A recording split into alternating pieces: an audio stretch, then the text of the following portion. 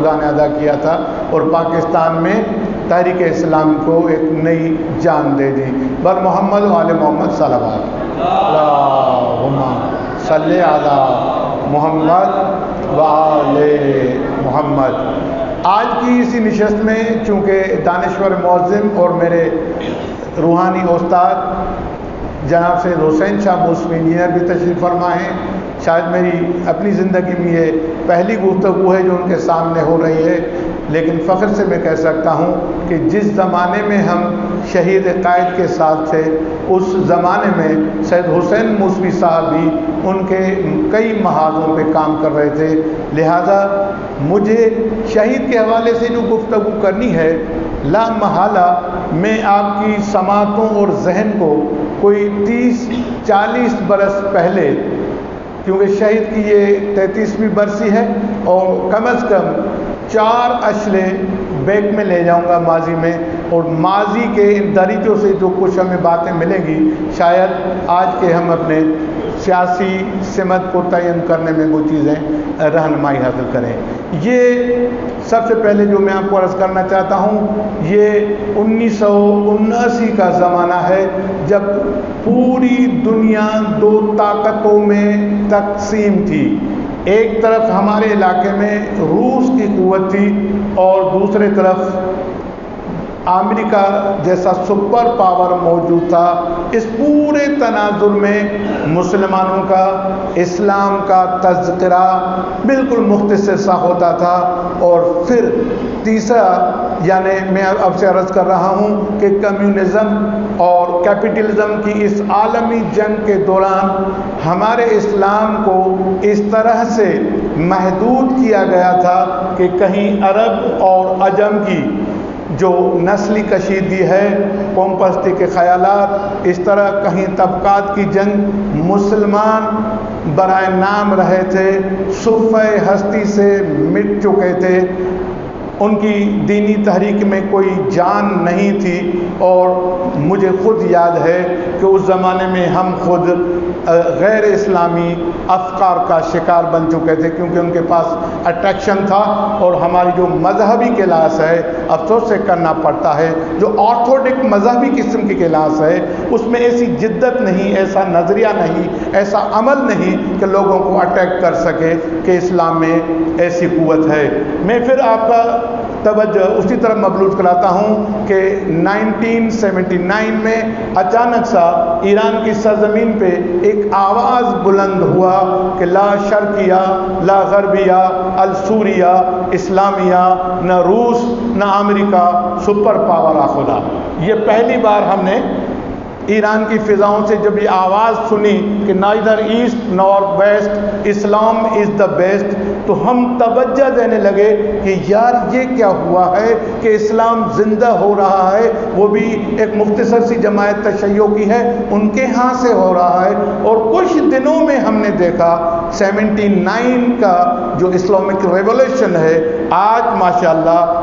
42 بہاریں طے کر کے عالمی سمت میں اس طرح سے جا چکا ہے کہ اسلام زندہ ہے، اسلام کربلا کی تحریک سے زندہ ہے، اسلام شہداء کے لہو سے زندہ ہے، اسلام میں اتنی بہت بڑی قوت ہے کہ انشاءاللہ ان قریب یہ اسلام دنیا کے نظریات پہ، نظاموں پہ، معاشروں پہ غالب آ جائے گا، اور اسلام میں وہ قوت ہے جس کو درک کرنے کی بہت بڑی ضرورت ہے۔ میں پھر جاتا ہوں 79 کو فوکس کرتا ہوں، اس کے قرب و جوار میں روس افغانستان میں جا چکا تھا، اور اب افغانستان سے امریکہ بھی ملیامیٹ ہو کے چلا گیا ہے۔ وہی زمانہ تھا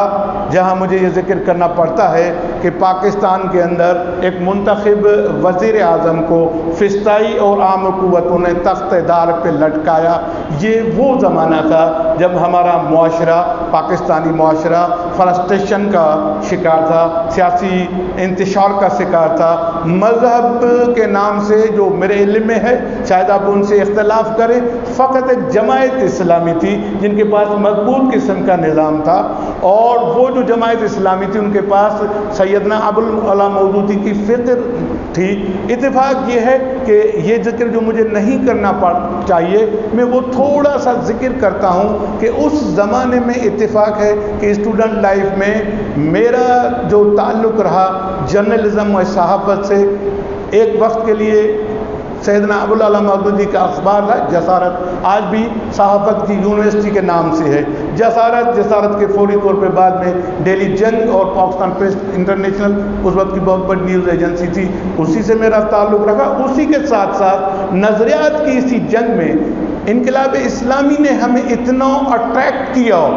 کہ پورے سندھ کے اندر فقط اور فقط ایک اسگریا کی ایسی آرگنائزیشن تھی جو یونیورسٹیز سے نکل کے اب گوٹھوں میں، دیہاتوں میں، گلیوں میں، کالجز میں، مختلف اداروں میں پہنچ رہی تھی۔ اور یہ جو صحرا ہے میں سمجھتا ہوں کہ کبھی افضل حسین جعفری کو، کبھی سعید حسین شاہ موسوی کو، کبھی فرمان رضوی کو حاصل ہوا، یہ بھی 30-35 سال پہلے کی میں آپ سے بات عرض کر رہا ہوں۔ اسی اثنا میں اللہ تبارک و تعالیٰ نے پاکستان میں جو تشیع کی قیادت دی تھی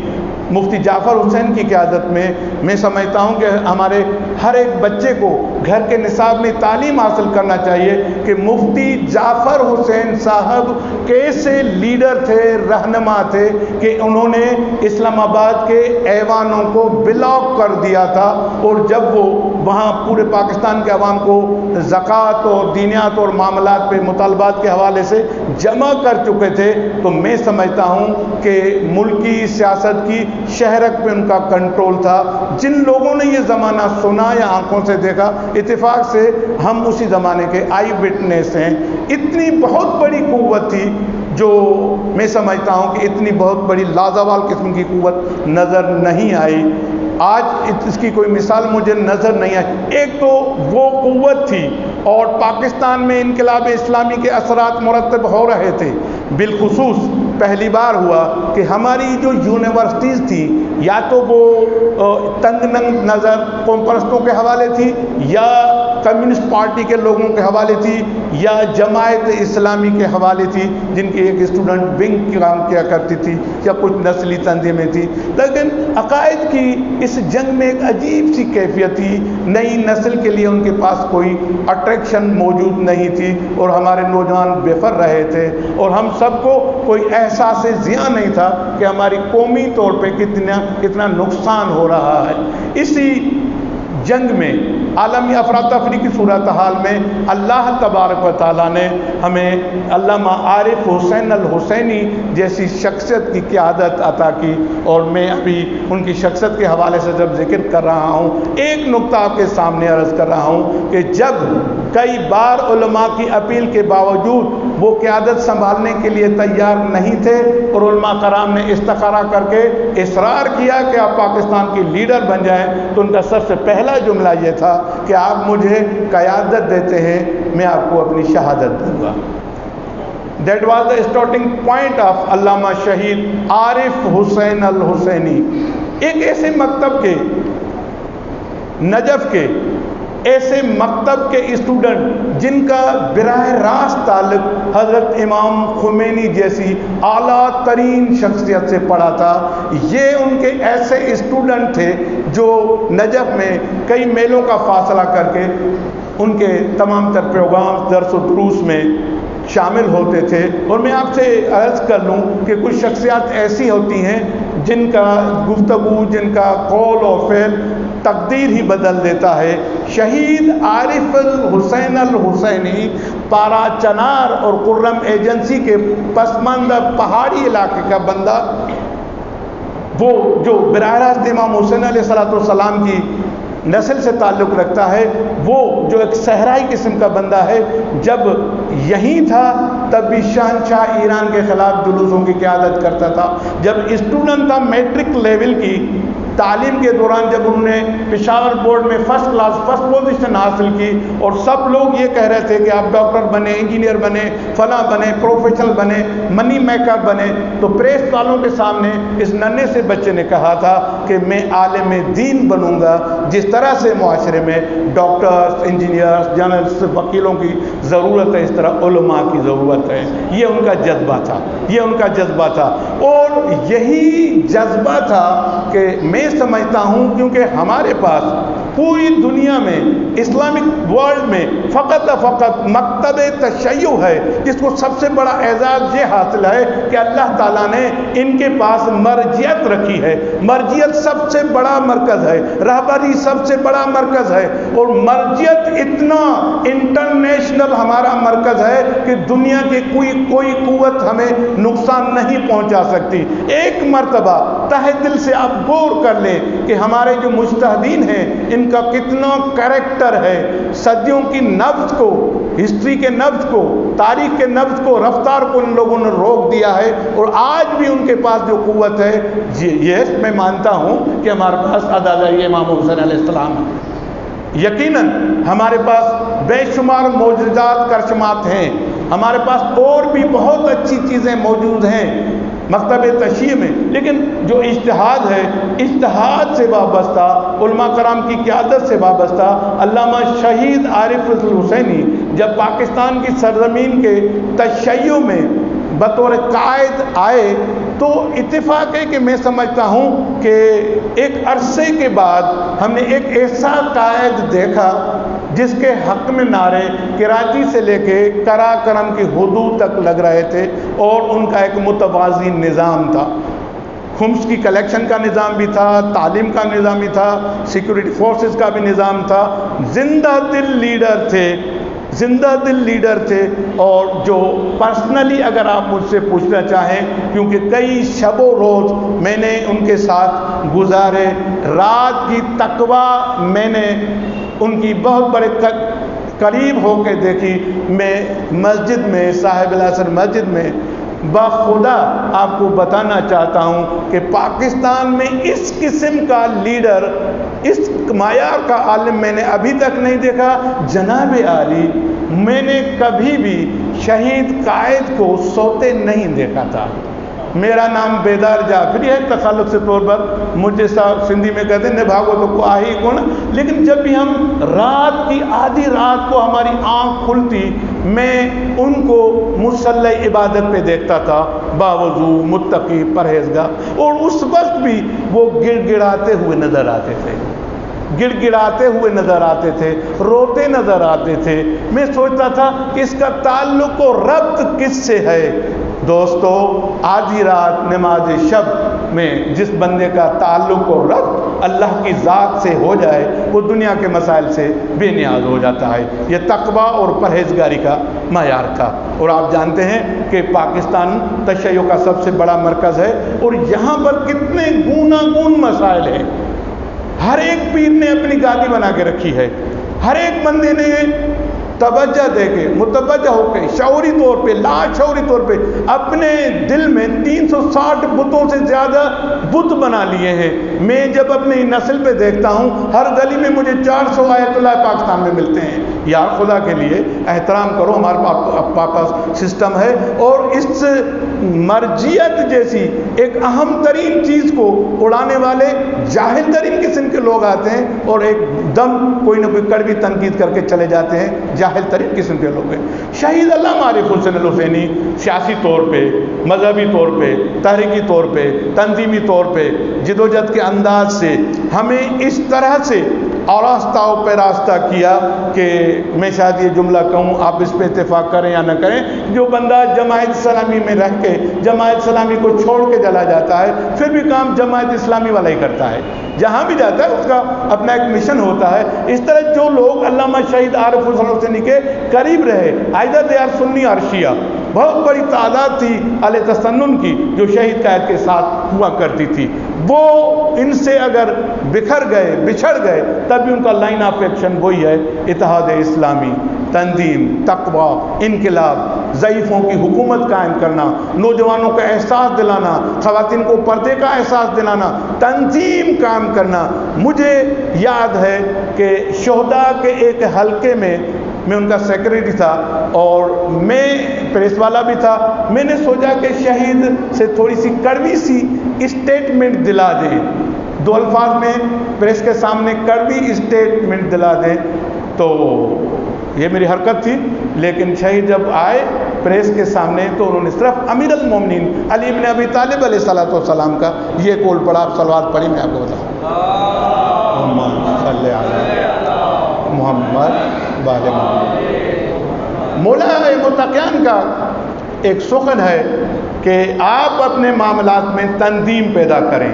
منظم ہوں، متحد ہوں، اتحاد پیدا کریں۔ شہید کا یہی طرح امتیاز تھا کہ پریس کے سامنے، علماء کے سامنے، معاشرے کے سامنے، خطیبوں کے سامنے انتہائی اخلاص سے قیادت کا انداز پیدا کیا اور وہ نظام ولایت فقیہ سے پکی طور پہ وابستہ تھے۔ عزیزان گرامی، آج جب ہم شہید کو یاد کر رہے ہیں تو پھر مجھے وہی پاکستان کا زمانہ یاد آتا ہے جب منتخب وزیر اعظم کو تخت دار پہ لٹکایا گیا۔ علامہ شہید عارف حسین سندھ کو 5 اگست 1988 کو مسجد میں نماز شب کے وقت پہ داخل ہوتے ہوئے شہید کر دیا گیا۔ اس سے پہلے علامہ احسان علی ظہیر کو لاہور کے ایک جلسے میں، جو اہل حدیث کے بہت بڑے لیڈر تھے، ان کو بھی اس طرح سے گولی کا نشانہ بنا تھا۔ بہت سارے ایسے واقعات پیش آئے تھے اور یہ فیبریکیٹ قسم کے واقعات ہماری ایجنسیز نے، باہر کی ایجنسیز نے، غیر ملکی ایجنسیز نے، اسلام کی دشمن ایجنسیز نے پیدا کیے تھے تاکہ پاکستان میں اس طرح کا ماحول پیدا ہو۔ بس میں آپ سے یہی گزارش کرنا چاہتا ہوں کہ عزیزان گرامی، امام امت خمینی ابوالشکن کی جو تحریک آج ابراہیم زکزکی جیسے لیڈر کو، جس نے 6 سال کی قید کاٹی ہے، 6 جوان بیٹوں کی قربانی دی ہے، اس طرح کی قیادت پیدا کی ہے، اللہ تعالیٰ نے ہمیں ایک ایسی غنیمت دی تھی جو بے لوث قسم کی قیادت تھی۔ اور آج جیسے زمانہ گزر رہا ہے، وقت یہ تقاضا کر رہا ہے کہ ہم شہید عارف حسین الحسینی کے پیغام کو پھر مطالعہ کریں، عمل کریں، اور اگر ہم نے یہاں پر اپنا لیا تو یہ بات بعید نہیں کہ مظلومان پاکستان، جتنے بھی مستضعفین پاکستان ہیں، ان کی ہم قیادت بھی کر سکتے ہیں۔ اور یہ جو اللہ تعالیٰ نے ورث رکھی ہے وہ فقط شیعہ علی ابن ابی طالب کے پاس ہے، ہم یہ کام کر سکتے ہیں۔ لیکن ایک بار سمجھنا ہوگا کہ ہم اپنے تشیع کے مراکز کا احترام کریں، وہاں چلے جائیں، علم سے محبت کریں، تنظیم پیدا کریں، منظم ہو جائیں، ایک دوسرے کو برداشت کر لیں۔ افسوس کی بات ہے کہ آج پھر ہماری مسجدیں ویران ہیں، آج ہمارے امام باڑے ویران ہیں۔ میں نہیں کہتا، وہ جوش و خروش، وہ اسلام کی تحریک و تنظیم، وہ جو پیغام محمد علیہ السلام نے ہمیں دیا ہے، اسی پہ عمل کرنے کی ضرورت ہے۔ بلند تر صلوات، اللہم صلی علی محمد وعلی محمد۔ بس میں شہید کے لیے آپ سے گزارش کروں گا کہ ایک فاتحہ پڑھ لیں اور تاکہ اس کے ثواب میں ہم شامل ہو جائیں۔ بسم اللہ الرحمن الرحیم، الحمدللہ رب العالمین الرحمن الرحیم